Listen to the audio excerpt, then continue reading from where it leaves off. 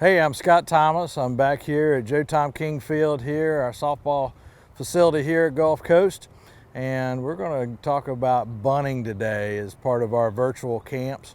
And bunting is one of the most fundamental offensive tools weapons that we utilize in the game.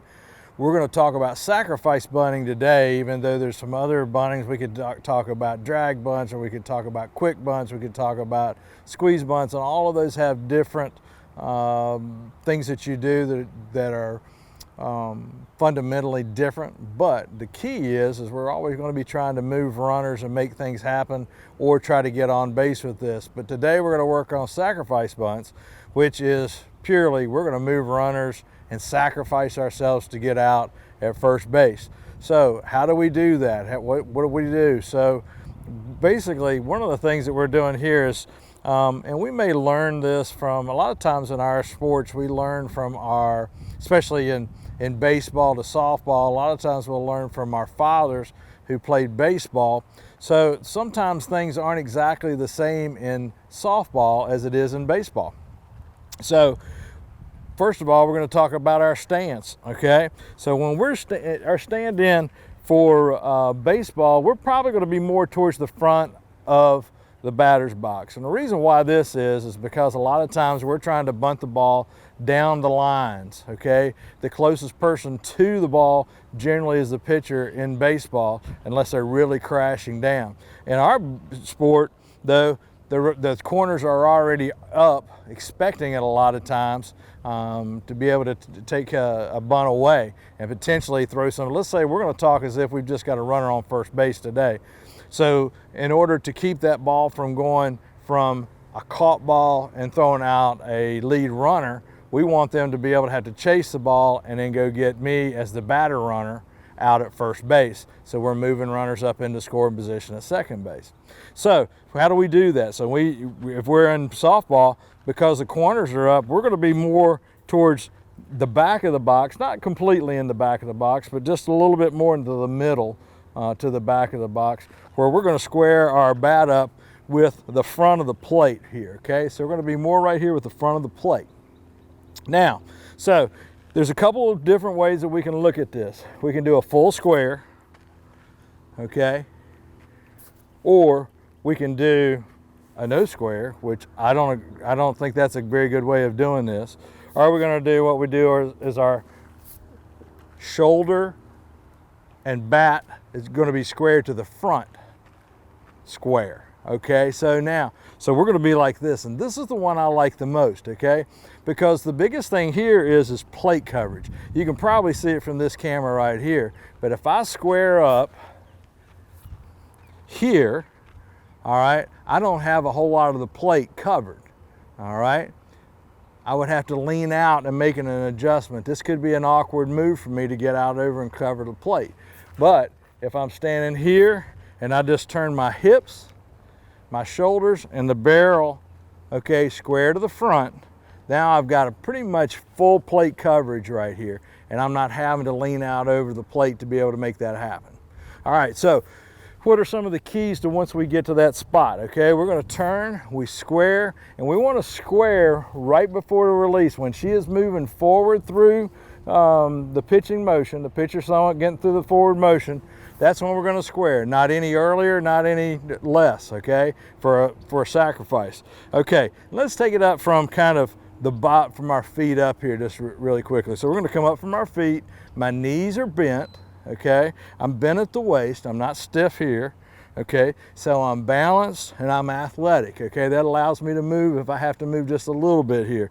So my knees are important, okay? The knees are very important because the knees are what take us up and down, okay? That moves us up and down, kind of like, and especially we're doing this for more of our younger players, we like to call this our elevator, okay? So the knees are what takes us up and down, all right? So we take here, we've got the bat here, we're using our elevators to get up and down in the zone, and we're gonna start with the bat right at the top is our zone, which is about right here at our sternum, okay? So if you go down to your sternum and feel that spot, your hand should be just right out in front of that, okay? Now, why is it there? Because it's there because that's the top of the strike zone. If we get a ball up here in the top of the strike zone and we can handle, we want to be able to move that runner and make something happen so we can score runs. Okay, we don't want to have to move our hands a whole lot, so that's why we're using this piece as our elevator. Now, here's the interesting part, okay? So I'm turned around here. I've got the bat between my forefinger and my thumb right here, okay? So I'm not wrapping it, okay? I don't have my fingers out here where I'm going to get hurt, okay? I've got my fingers right here behind the ball in a V shape, okay? So it's going to be here, and it's not going to be stuck back in my hand. It's going to be handled out here. This also gives us a little bit of cushion, so when that ball hits, it'll help deaden the ball a little bit for us. And that's what we're going to do. When we get into our drills, we're going to talk about that. So we're here, our elbows, okay? Our elbows are going to be bent, okay? We're not going to be straight out here, okay? We're not going to be pushing at the ball. We don't want to catch it back in here. We want our elbows soft, okay? Very soft. So we can use these as well as kind of like shock absorbers, okay? So our elbows are our shock absorbers. We don't want to punch out at a ball or swing at it. We want to basically block the path of the ball, and we're going to allow our elbows to shock absorb so we can just kind of just lay the ball softly down in front of us. So here we go. We got this here. So let's talk about this hand. Let's look at the bat angle here for just a second. So in the bat angle, the barrel is above the hands, okay? The barrel is above the hands, okay? So why do we do it this way? Okay, because if I take the barrel and take it below the hands, I have more of a chance of popping the ball up. If I got the barrel above the hands, that allows me to be able to get on top of the ball more and be able to put the ball down on the ground where we can sacrifice bunt and move these runners. Okay, so now very key, another key point here. Okay, so this is what we're going to call our steering wheel. Okay, so we've got our elevator, our shock absorbers, and this is going to be our steering wheel right here on the handle and the grips of the bat.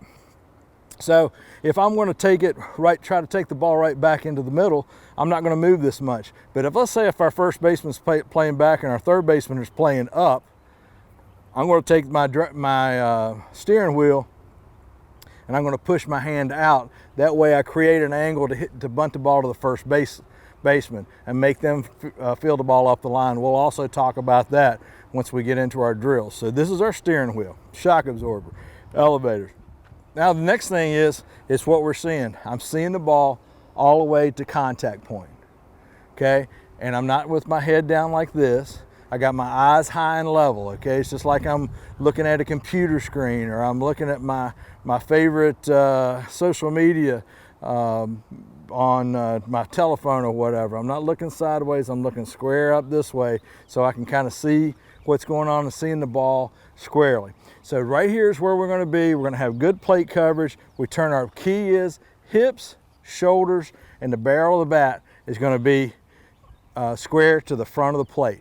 And this is where we want to be looking, okay? Just basically just like this, all right? Next thing we're going to talk about is our couple drills and how that we put that into play in a regular game concept.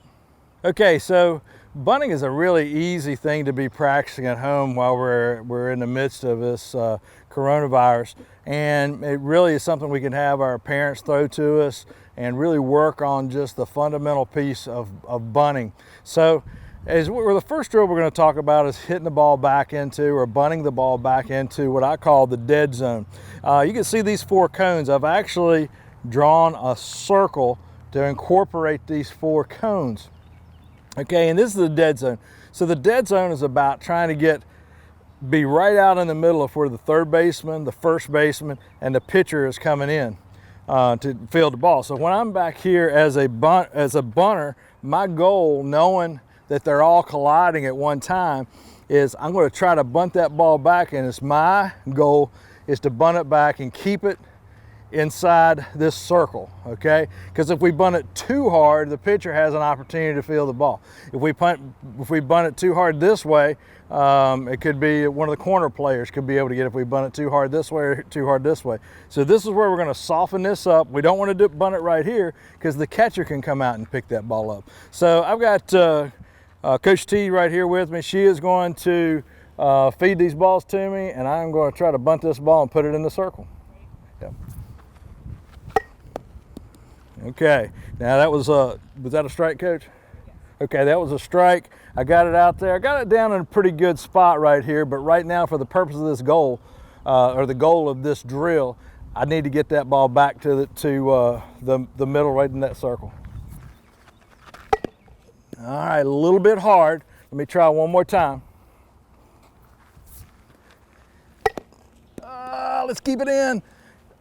Right there at it. So I'm close right there. So this is the dead zone. This is where we're trying to bunt this ball back in to the middle of the field.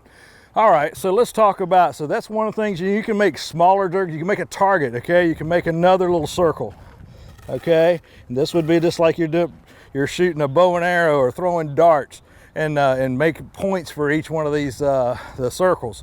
Okay, it's just a way to make it fun. Maybe keep a score, do 10 and see what's the biggest number you can do. Okay, like putting 5, 3, 2, 1, whatever out on your target. So, all right, let's get away from that. Okay, that's just our little dead zone, and I'm going to throw these back to Coach. Now, talk to you about our steering wheel. Remember, our steering wheel, when we turn around, our steering wheel is our left hand if we were right-handed. And I should have done it from the left side. The same thing here. We're just going to mirror it, okay? Okay, same thing here, okay? And we're just trying to turn. We're not moving through the box. And if I'm wanting to take this ball and bunt it towards the first baseline, I'm going to push my left hand forward, and I'm going to try to push this ball right at these red cones is what I'm trying to get to. But this first one I'm going to try to take with the third baseman up and the first baseman back. I'm going to try to take the first ones to the first base cone. Okay, that was foul.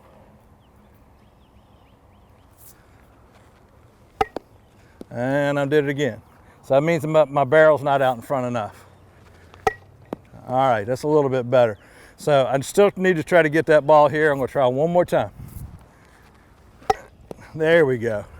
Okay, I got that ball to go right at that cone right there. So what I was doing in the first place is I had too much angle and I was bunting it foul. So I had to get the barrel out in front of me more and lessen my angle of the bat to be able to put it where it needed to go.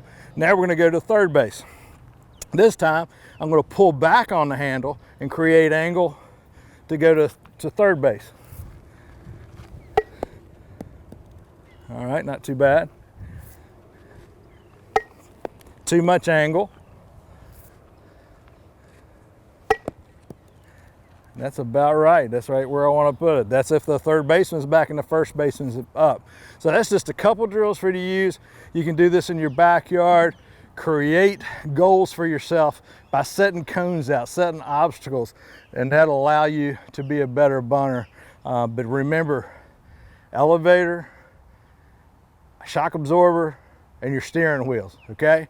Thank you. We're going to be back with some other stuff over the next few days.